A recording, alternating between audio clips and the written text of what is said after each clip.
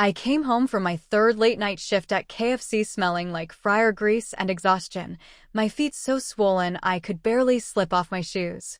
And there they were, my son and his wife, sitting in my living room, measuring my life in square footage and market timing, whispering about how soon they could move into their house. The house I was quietly paying for, one transfer at a time, while my ankles ached and my uniform trapped the spice blend so deep in the fabric even the washing machine complained. They didn't know that every time I rinsed the mop bucket and counted out drawer tills under the fluorescent lights, I was also building a paper trail, a neat avalanche, a slow-moving certainty with their names on it. I had a ledger under my bed, the kind students used to bring me when I taught third grade, and we still believed in neat lines and sharpened pencils. That ledger held every date, every amount, every received thank you text from the boy who once believed the moon followed our car home. My name is Elspeth. I'm 66, stubborn in the ways a small-town widow has to be.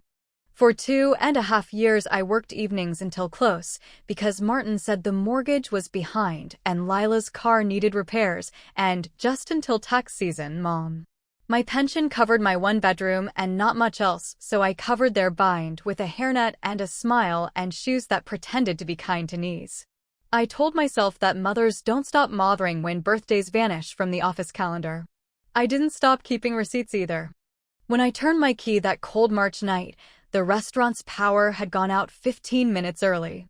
We cleaned by flashlight, laughing at how the fryers hissed like dragons forced to nap. I came home ready to sit, soak, sleep.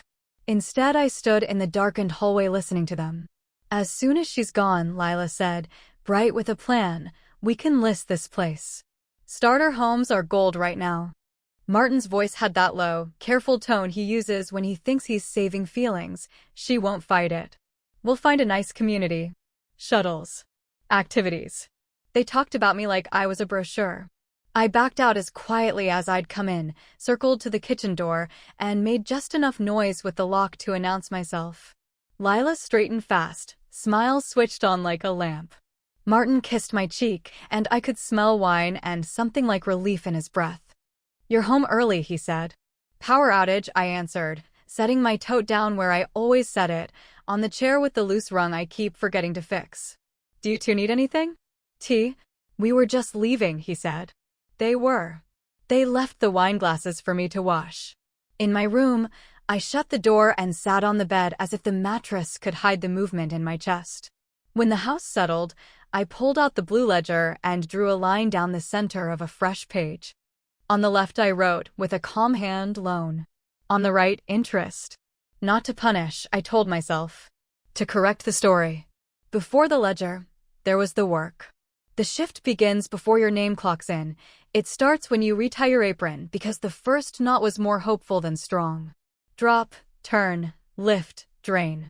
Wipe the table in circles because squares leave streaks. Count the drawer twice because someone always drops a quarter and someone else always swears they didn't. Smile because people come and held together by a day and you're part of that glue whether they admit it or not. Casey, our manager, is the kind of woman who makes broken machines hold their breath and behave. She's 30, maybe, and she taught me how to lean my weight onto one hip at the register so my joints complain politely instead of filing grievances. We host every kind of story under those lights. A woman in scrubs who eats late and scrolls through photos of a dog in sweaters between bites. A boy who orders extra pickles and then asks me how to ask for a reference because his first job interview is Wednesday and he has never tied a tie without YouTube's help. A grandmother who brings a chessboard and beats all comers unless her granddaughter is watching, in which case she loses with flair and a wink. People forget, a place like ours is part restaurant, part waiting room, part chapel. The prayers smell like pepper. Payday was the same ritual. I stood at my kitchen counter and split the deposit into 3 plates, rent, food, Martin. Sometimes there was a 4th plate labeled, socks that don't pinch, but it always got scraped back into plate 3. I transferred the money and messaged him sent, rent week, or sent, car, or simply sent. He always replied received, thank you, those exact words, neat as notebook paper. I photographed the message thread and printed it at the library even when ink cost more than cents, because I know what memory does under pressure. The blue ledger grew heavier. Paper does that. It gathers weight the way air gathers storm. They invited me to dinner and slid a brochure across the table. A smiling couple, a pond with an obliging pair of swans. No more maintenance, Lila sang, as if the absence of my roof were a gift. Activities, Martin said, as if I hadn't been hosting the retired cribbage league at table 6 every Thursday for a year. I won't be moving, I said. It was the first time, in a very long time, that I said no without apology, patting the corners. The silence that followed felt like a test I had finally decided to stop taking. We'll talk later, he said. We're talking now, I said. Lila's smile tilted. A fork clicked like a small door. I made an appointment with Ms. Ortega at the credit union, the woman with the sensible brooches who speaks in sentences that do not waste adjectives. I laid out statements, photographs, printouts. If these were gifts, she said, this is one path. If they are loans, it's another. Loans, I said, and watched the room adjust. Get him to sign, she advised. Not with his wife watching. I invited him to coffee and slid a promissory note across the table with a pen more dignified than the situation. He signed so easily my heart hurt. The ink bubbled at the T, and I wanted to smooth it with my thumb like I used to smooth his calic. I didn't. I put the paper in a manila envelope that crackled and went home to file it under a tab labeled with a word I had loved since teaching: evidence. At work, the world kept arriving with appetites. A soccer team tried to harmonize while ordering and failed so beautifully that even the fryer seemed to laugh. The Thursday cribbage table taught a teenager how to count backward by fives without sighing once. And one night, a boy called me grandma when he asked for more napkins. His friends waited for me to bristle. I said, Grandma is a promotion, not an insult. He turned a little pink and whispered sorry, and I patted his hand like I might have patted a countertop to settle flour. The demand letter went out on heavy paper that smelled faintly of ink and new rules. Mr. Bott, the lawyer Ms. Ortega recommended, wrote it in 3 paragraphs, just enough, no more. It referenced the note, named the amount, offered a schedule, and explained what would happen if payments didn't start. The 3-letter word people notice even if they pretend not to lean. Martin called with an apology so careful it might have been a prayer. Lila called with a tone that made my smoke alarm in the kitchen sound reasonable by comparison. It's cruel, she said. You gave us that money. I loaned it, I said. I recorded it. I stood on my feet for it. You don't need it, she snapped, as if need were the measure of what is owed. I need my dignity, I said. And new insoles. They closed on the house anyway. Lila's parents folded in money and cheer like eggs into batter. The little place near the duck pond looked like a promise and an echo. People brought folding chairs and sparkling water and casserole dishes still warm. Lila tapped a spoon to a glass and thanked everyone who believed in us, then looked at me as if gratitude were a performance and I should clap. I placed a sealed envelope on their guest book, a copy of the signed note, the schedule, and a polite notice on law firm letterhead about the next steps if politeness failed. Martin arrived the next morning with coffee and a face that had run out of room for excuses. We'll pay, he said at the threshold. It came out on one breath, like something he had practiced saying on the drive. He looked past me into the living room, at the couch where he did algebra and the spot on the wall where his toy helicopter had nicked the paint. I messed up, he added, and that was the first true sentence I'd heard from him in months. You did, I said. And you can fix it. He nodded. We stood there with our old house breathing around us, both of us a little surprised it was so simple and so hard at the same time. The first transfer hit my account on a Friday. The second came early.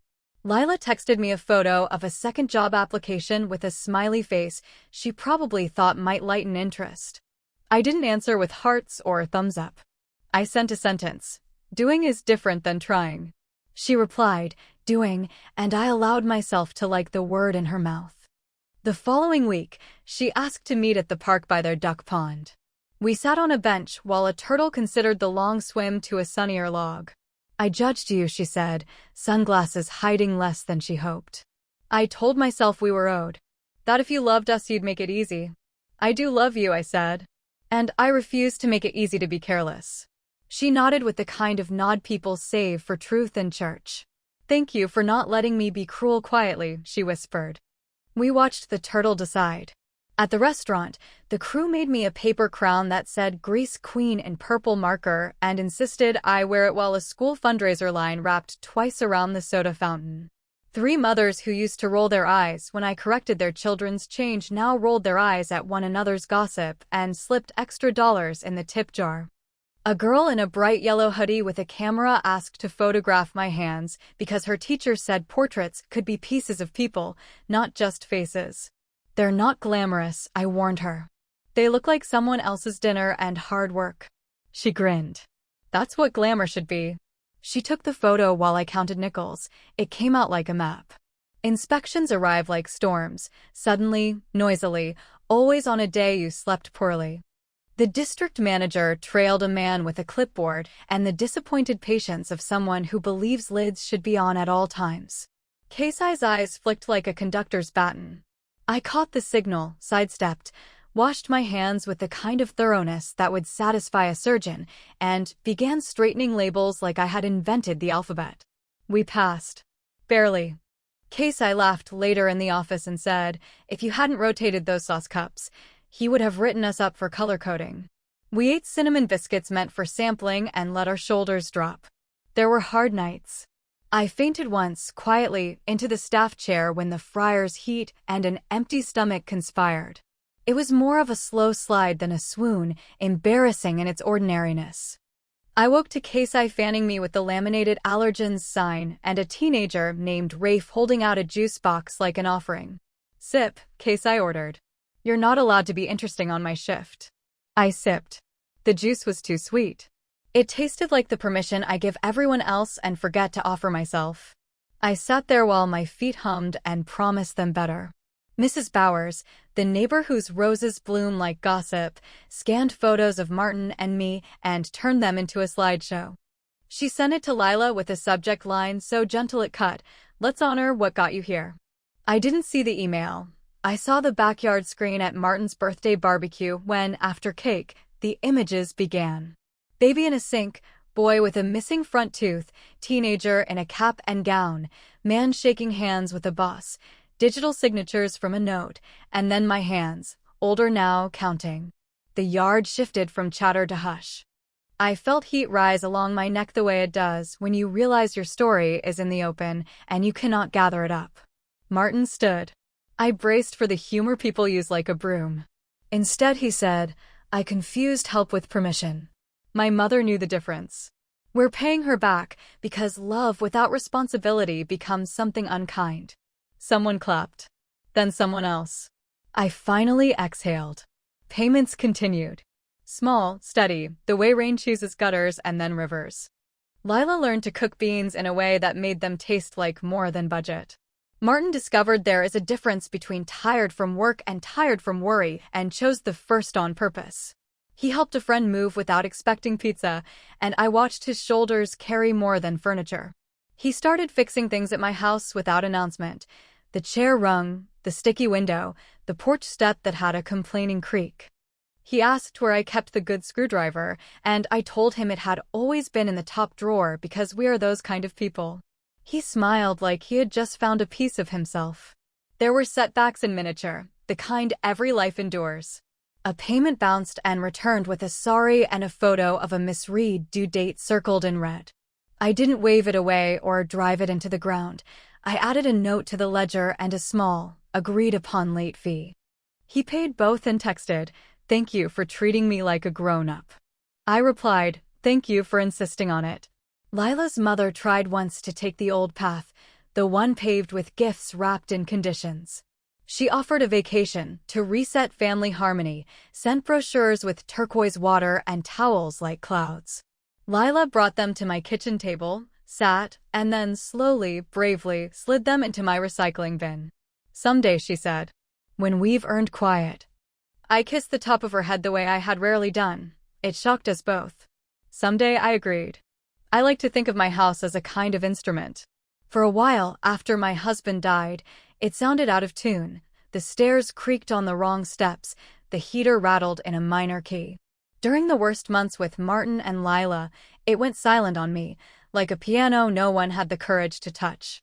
As the payments came, as the repairs got done, as meals were eaten without anyone practicing their politeness like a sport, the house found middle-C again. The door hinges softened. The hall held warm. I put my palm on the wall near the kitchen, and it felt like finding someone's pulse. The last payment arrived early on a rainy Friday, tucked into a transfer with the memo line, "Done, thank you." I stared at the word a long time. Done. My ledger had the weight of a novel, a story I could now close. I set the blue notebook on the mantel next to the framed picture of Martin at 5, cheeks the exact shade of a ripe peach, eyes committed to joy. I called them to dinner. I made brisket the way my mother taught me, low, slow, patient, and mashed potatoes with the masher that squeaks, because that squeak sounds like history you can eat. We ate. We didn't rehearse speeches. I stood after and took the ledger to the fireplace. "This has been the record," I said. "It got us here. We don't need it to carry us any further." I lit a match. The blue curled into black lace, then into a sigh. We watched until it was ash. No one clapped. It didn't need applause, it needed quiet. "Before we go," Martin said, clearing his throat like a man about to lift something, "we started a repairs account for this house. We want to keep doing right, not because we owe, but because it's who we want to be." I nodded. "Good," I said. "A gutter will call your bluff in the first heavy rain." We laughed. Even the house laughed, floorboards settling in approval. Life did not turn into a movie montage after that. It turned into what it always is when it's good, a string of days that don't bruise. I still work a couple of evenings a week. I like being part of the machine that feeds a town. The teenagers tell me about exams and heartbreak while they count sauce cups. The retirees ask for extra napkins and opinions about tomatoes. I go home smelling like cooking oil less often, and when my feet swell, I soak them and say thank you to the two things that carried every version of me. Martin sends photos of the duck pond near their house, geese on the path like bouncers, a child learning to ride a bicycle with a helmet too big for her determination, fog sitting on the water like a secret. Lila sends recipes and small victories, first basil harvest. Made a shelf that holds. We have Sunday dinners without fear that the conversation will bend into disappointment. Sometimes, in the middle of washing dishes, I look out the window and catch sight of my reflection and don't flinch. That's a particular kind of miracle, recognizing your own outline and liking the shape. I tell this story now for people who are standing in kitchens that don't feel safe to stand in, for people coming home from shifts with uniforms that keep secrets, for women whose ankles are a weather forecast and whose generosity has been treated like a faucet that never runs dry. Start a notebook. Don't call it a ledger if that word makes you taste metal. Call it your proof. Write the date. Write what you gave. Keep the messages. Print the receipts. Not to throw them like stones, but to stack them like steps. One day you will need to cross a river of other people's expectations. It helps not to get your shoes soaked. And when someone sits on your couch and calls your future a listing, when someone confuses your kindness with consent, when a brochure appears in your mail like a polite eviction, say no. Say it gently, say it once, and then back that no up with paper and patience. Get a chair for behind the register. Drink water before you need it. Find a banker who remembers your name and a lawyer whose letters use the right number of paragraphs. Accept help that comes without strings. Don't apologize for existing in the house that you cleaned, repaired, painted, and blessed with 1,000 dinners. The revenge, if that's what we're calling it, was simple and unadorned.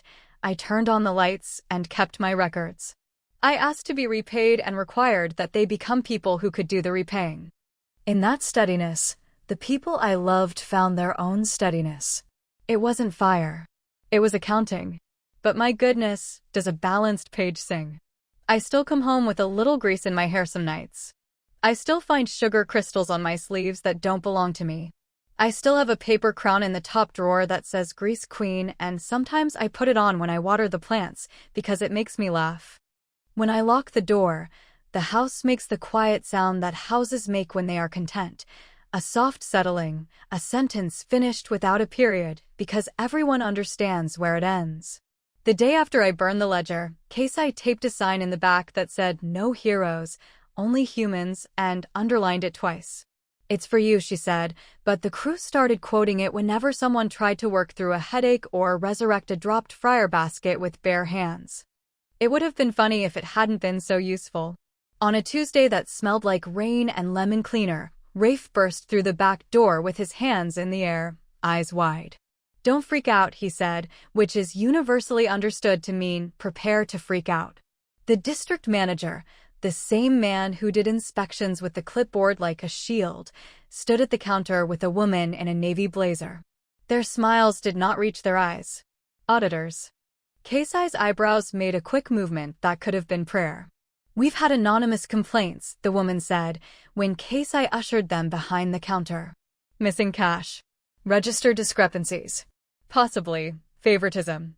Her eyes slid over me like a spotlight you can feel. I had never been so grateful for my boring habits. I write my till counts on a sticky note like it's 1993 and then transfer them to the log while they're still warm. They started with my drawer. They always start with the oldest person. It's a bias as consistent as the lunch rush. "We'll need to see your last 4 closes," the woman said. "And any instances where the register was over or under." "Last month I was over by 38 cents, I said. "A dime, a quarter, and 3 pennies. I put a note in the log and left the coins in the tray. Rafe, who had been hovering, mouthed "show off," and I would have cuffed him lightly if the auditors hadn't been watching. Kasai produced the logs. The woman read with a pen. The district manager did the theater of pretending to be supportive while looking for something he could take credit for discovering. When the woman reached the page with my 38 cents note, she looked up with an expression I recognized from parent-teacher conferences, reluctant respect. "Anonymous complaints," Kasai repeated, calm as a frying pan that's already hot. "Have you shared the content of the complaints with us?" "It's confidential," the woman said. "Of course," Kasai replied. "But false accusations are not. So, let's move quickly." They moved to drawer 2. Then 3. Then mine again, in case consistency was a trick. When they finished, the numbers sang in tidy harmony. The woman's shoulders dropped a fraction. "There were short tills on 2 Saturdays," she said, finally disclosing something. "One by $19, one by 46. "Those were my nights," Rafe whispered, stricken. "But I double-counted, I swear." He looked at me like a boy who has discovered that trust and arithmetic can be enemies. Kasai touched his shoulder. "Pull the footage," she told the district manager. He made a slow face about privacy and corporate policy. Kasai stared him down with the kind of stillness that makes clocks nervous. He relented. "Cameras don't love anyone, which is a relief in situations like these." We watched ourselves in fast-forward, orders, wipes, refills, my hand flattening stray receipts like wayward children. Then the picture jerked and a figure stepped into view wearing a hood. Not dramatic, not movie-like, just an ordinary hoodie that made the face a rumor.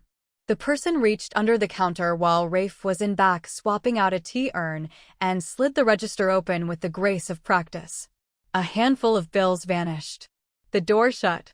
The figure moved away. It happened again the next Saturday. "Staff only beyond this line," the district manager said, as if the sign should have stopped a thief the way a stop sign stops rain. Kasai paused the footage, then scrubbed slowly until the hood lowered. There was a moment when the frame caught a profile in the reflection off the front window. People think you need a full face to identify someone. You don't. You need a habit. A posture. The slant of a wrist. You need a way of standing that is as singular as a signature. I felt the recognition hit me in the knees before it reached my head. Lila's cousin, the one who had come in on fundraiser night with her, laughing too loudly, leaning across the counter like our space was her stage. I closed my eyes. Of all the 2-bit plot twists, this one felt too small and too sharp to be anything but true. "Pause," I said. Kasai looked at me. I nodded. "I know her." The woman in navy straightened. "And her name?" I hesitated, not from doubt but because I could hear my grandmother's voice in my ear saying we don't feed wolves, we starve them. But starving a wolf and hiding your chickens are not the same. "I'll give you her name," I said. "But I'm calling someone first." I stepped into the alley behind the store, dialed Lila, and told her to meet me. She was there in 7 minutes, breathless, sunglasses a poor disguise for a face that had run into truth at full speed. We stood 6 feet from the delivery door while the city's afternoon ran past us indifferent. It was Sunday, she said without prompting. 2 weeks ago. She showed up with a bag of returns from the boutique, said she needed gas money to get home. I told her no. She cried. I gave her 20 and told her to go. I didn't know, she stopped. No. I didn't want to know. Inside, the auditors waited. Kasai rolled a pen between her fingers and watched it like a patient predator. Do the right thing, I told Lila. She nodded. I opened the door and let her step into fluorescent light. The confession was neither pretty nor dramatic. Lila gave the name.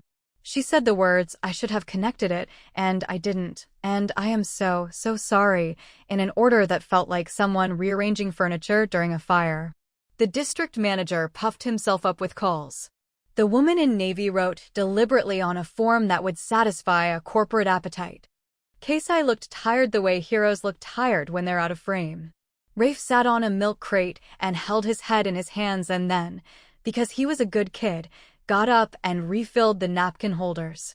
Corporate called the police because that is how corporate writes endings. The police came with paperwork and soft-voiced warnings. The cousin did not come back because cowards understand schedules. Lila left after giving a statement, a notification chime sparking in her phone every 30 seconds like guilt with ringtones. Before she walked out, she turned to me. I'm going to make this right, she said, and I believed her, not because the words were noble, but because I had run out of disbelief where she was concerned. We had crossed a river.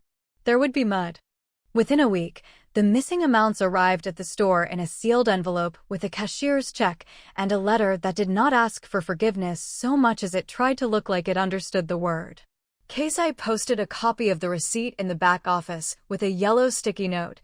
We close our own loops. The district manager sent an email full of corporate relief. The woman in navy mailed a survey about audit satisfaction. Kasai forwarded it to me with a string of question marks.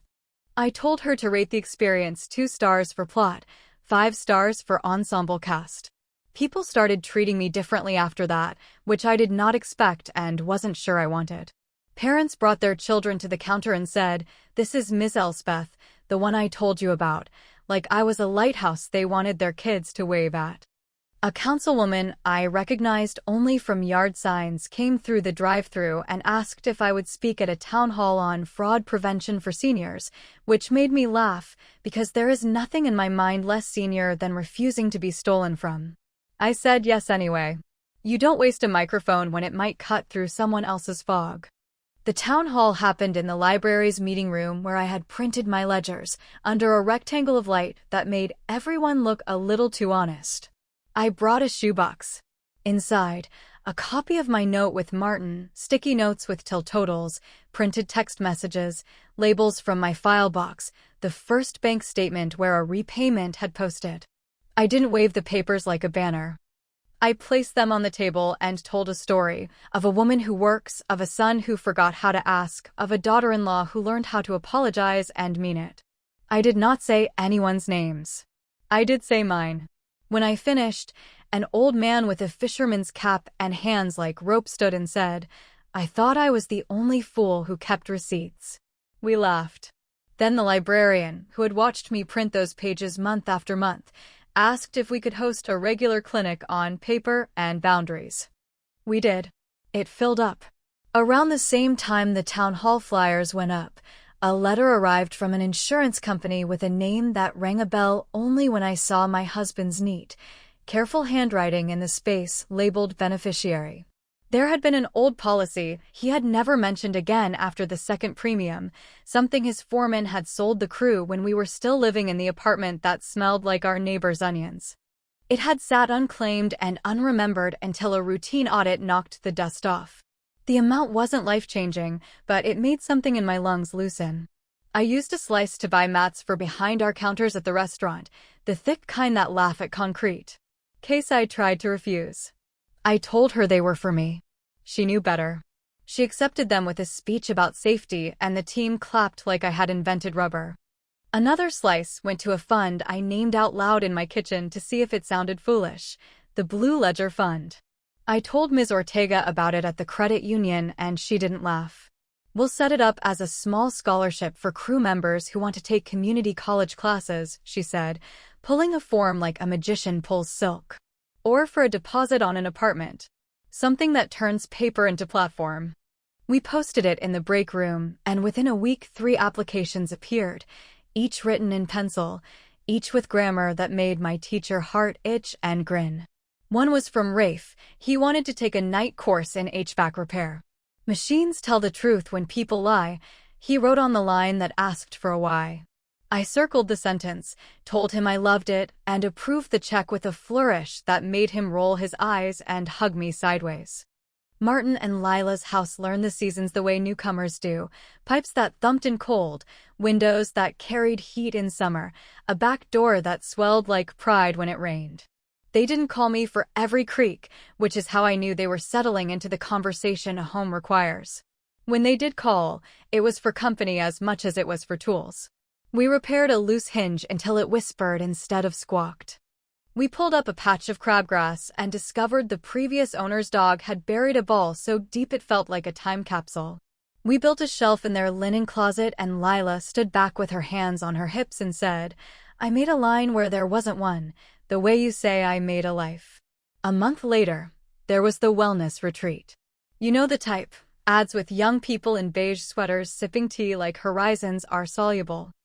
The flyer landed in our mailbox, addressed to current resident, promising peace in a weekend and new friendships for a fee that looked like a car payment. Lila called me breathless.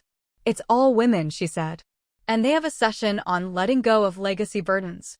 I think maybe I asked her to send the fine print. She did. The cancellation policy was a trapdoor. The facilitators had only first names and a P.O. box. I called the number, and a woman with a voice like lavender refused to send a syllabus. "We prefer to meet participants where they are," she said. "Where I am is a kitchen table with a calculator," I said. "Send me the syllabus." She didn't. I told Lila no. She argued for a minute like a person who is actually arguing with a picture. Then she exhaled and said, "I'm going to plant garlic instead." We sat on FaceTime and watched her press cloves into dirt like promises she intended to keep.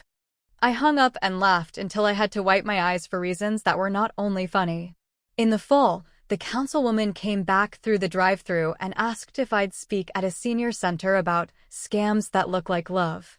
She brought cookies that tasted like ambition and introduced me as a community matriarch, which made me feel 90 and honored. I brought my shoebox. I told them about the wellness retreat and the cousin with fast hands and the duck pond that taught us patience.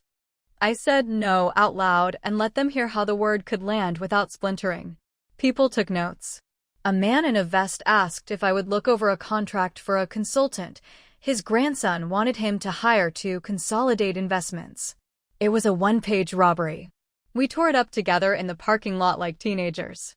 One Thursday, Mrs. Bowers knocked on my door and handed me a thumb drive like a spy. "For your archives," she said, cheeks pink with pleasure. On it, the slideshow from Martin's party and a folder labeled Elspeth's ledgers, which, when I opened it, contained photographs of the ledger pages I had burned. I stared at the thumbnails, each a little blue rectangle, and felt something trickster and tender in the universe wink. "You took pictures," I breathed. "You took all the pictures." She shrugged, pleased and unrepentant. "People misplace things," she said. "I'm old enough to know better." I didn't know whether to scold her or kiss her forehead. I chose the second. "Hide it somewhere I'll forget," I told her. "So you can remind me when I need it." She patted my arm. "Already did." There was, eventually, a reckoning none of us could avoid. Lila's cousin was arrested on a bench warrant unrelated to our store. The officer who called me for a victim impact statement sounded bored and rushed. I almost said no. What good is a statement to a system that forgets names as soon as they become file numbers? Kasai urged me to do it. "We close our own loops," she reminded me, throwing my words back at me with a smile. I wrote a letter. It was shorter than anyone expected. It said, "Return what you took. Apologize to the boy you humiliated. Volunteer where you have to stand for 8 hours. Learn where cash actually comes from." The officer thanked me. Months later, a postcard arrived, and signed but unmistakable in tone. "Community service is not a joke," it read. "I understand why naps are sacred. I am sorry." It wasn't much. It was exactly everything it needed to be. Kasai got promoted to area manager when the district finally realized leadership isn't a blazer, it's a steady hand and a memory for when the ice machine coughs. She cried in the back office and tried to hide it by reorganizing the Sharpies. We threw her a party with a cake that said "No heroes, only humans" in frosting that resisted neat letters.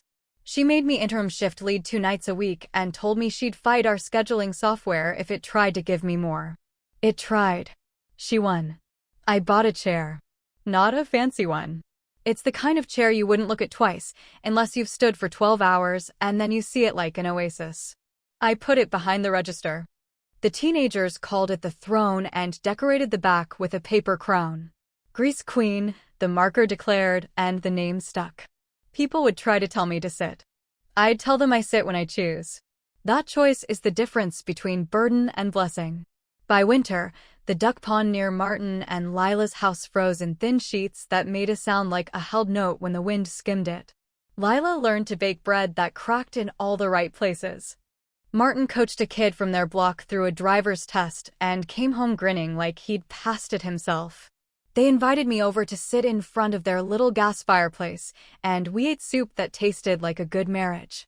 We talked about boring things: filters, gutters, tax prep, the weird knock the car made, and whether it was more of a ignore it and hope or a save now and replace later. Boring is underrated. Boring is what you earn after drama has wrung you out.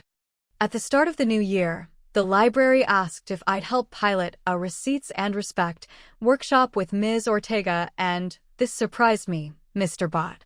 We sat at a long table under humming lights and taught strangers how to write down what they did, how to ask for signatures without apology, how to say, "I will help you" once, after that we will write it down. We put up a slide that simply said, "Paper is love" spelled correctly.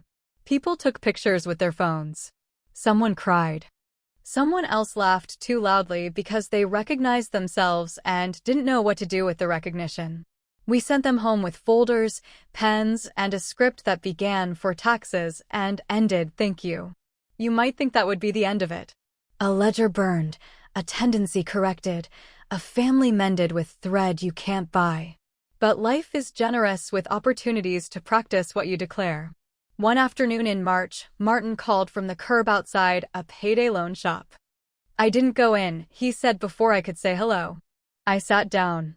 The car needed a repair. The mechanic wouldn't let it off the lift without payment. I had the cash, but I felt tempted to make it easy for now and hard forever. He laughed, small and honest. "I thought you should know." I walked away. I cried when we hung up, for longer than the news demanded, not because I was sad, but because our story had shifted enough that my son now called me to celebrate a boundary. I put on my coat and walked to the duck pond and stood on the path, breathing air that smelled like thaw, and whispered thank you to whatever part of the universe handles character arcs. And then there was the video. The high school asked if they could film a short piece on local voices. It was a kid project with boom mics made of hope and gaffer's tape. They came to the restaurant between lunch and dinner and filmed me wiping a table as if tables wipe themselves when cameras arrive. They asked questions that made me feel taller. What does work feel like in your hands? When did you decide to draw a line? If you could hand someone a page from your ledger, which one would it be? I told them the truth 100 simple ways. At the end, the girl in the yellow hoodie, older now, cameras like jewelry, asked if I would show my hands in the final shot. "They look like they know when to hold and when to let go," she said. I held them up. We all looked. We all nodded.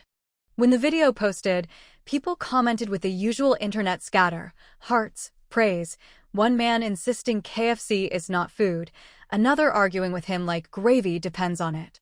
Among the confetti were messages that mattered. I asked my son to sign the note.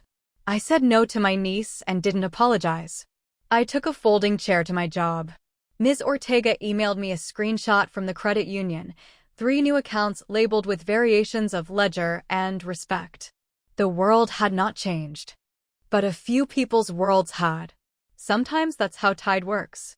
On the anniversary of the night, I overheard my name dismantled in my own hallway. I made tea, put my compression socks on without swearing, and walked through my house with a rag and lemon oil. I paused at the mantel where the ledger had become ash, and where a small ceramic duck Martin's daughter made in art class now sits, gloriously lumpy.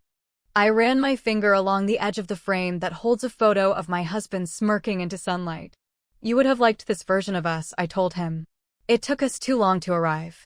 That evening, I worked a short shift. Rafe came in smelling like sheet metal and Freon, ego ringing from his first real service call as an HVAC tech. He brought a receipt, crumpled at the edges, and smoothed it on the counter. Proof, he said. I did a thing. I wrote it down. I got paid. He grinned. I grinned back. The crew hooped like we'd pulled a perfect batch at 6 sharp. I put his receipt in a page protector we now keep in the back for moments exactly like that. An hour before close, a woman ordered a pot pie and then stood off to the side, staring at the menu like it had a riddle hidden between the sides. When I handed her the bag, she held on a second longer than necessary. My daughter told me about your workshop, she said. She asked me to stop sending her money without writing it down. I waited for anger. It didn't come. I felt relieved, she admitted, eyes shiny. Like someone took a backpack off me I didn't know I was carrying. I put extra honey packets in her bag and told her she was doing beautifully. Sometimes you get to be there when someone steps onto their first stone. When we locked up, Kasai flipped the sign to closed and leaned against the door like she was catching her breath after a race. I'm proud of us, she said. Not just for the fryer mat or the audit or that video. For the way we treat the air in here. I nodded. The air smelled like pepper and soap and something else I couldn't name that felt like future. I still come home smelling like grease some nights. The bowl by the door is still blue. The keys still make that small, particular sound when they land, a sound I can feel in my ribs. My feet still swell when I've stood more than wisdom recommends, and I still soak them like I'm baptizing the day. When I turn off the light, the house doesn't brace itself the way it used to. It settles around me. We have all learned our parts. If you're waiting for a flourish, here it is, modest and real. I forgave myself for saying yes too long, and I forgave them for asking. Then I asked for better. They gave it. I received it. We wrote it down. We burned the proof when we didn't need it anymore. And still, because the world is unruly and generous, proof keeps arriving. In envelopes, in receipts, in the shape of a young man's grin when his first service call goes right, in the way a woman exhales when her daughter asks her to use a notebook. I worked late shifts at KFC to help pay their bills. I came home smelling like grease, feet swollen. When they tried to sell the roof from over me with a smile and a brochure, I built a paper bridge and walked myself to a different ending. If there's a trick to it, it's not a trick. It's a practice. Make it visible. My grandmother told me this story. Thanks for watching this video. Like and subscribe. Bye bye.